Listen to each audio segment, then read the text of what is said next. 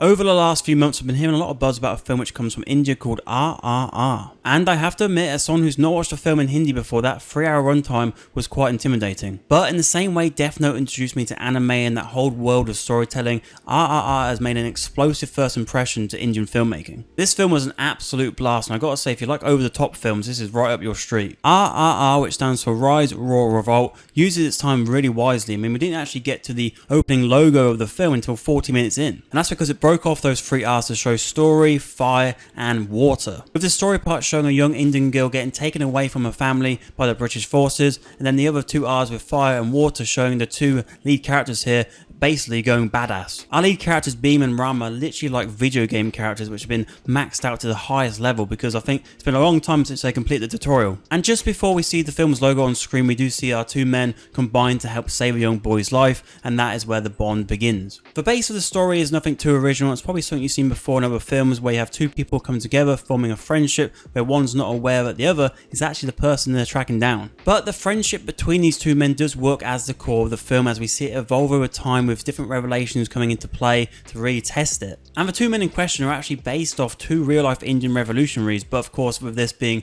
based within a fictional story. And with this film being set in 1920, we get to see their fight for freedom against the British Raj. And as I said, this film is properly over the top, so all the British people in the film were basically like Disney villains and pure evil, which of course is not historically accurate. You're not going to watch this sort of film in a history class, for example, but this film is there to make a point for you to then do your own research in your own time.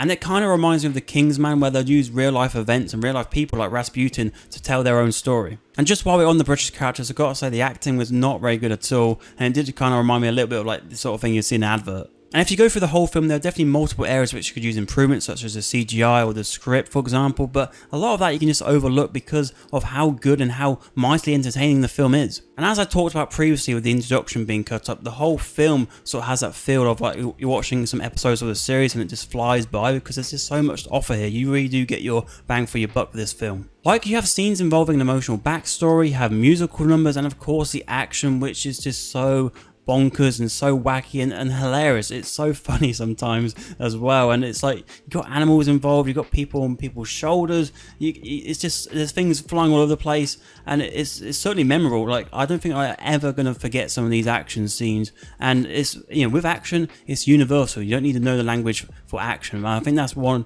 of the helping points of this film being so worldwide now, because there isn't so much dialogue compared to other 3-hour films. Like, the action really is at the front here.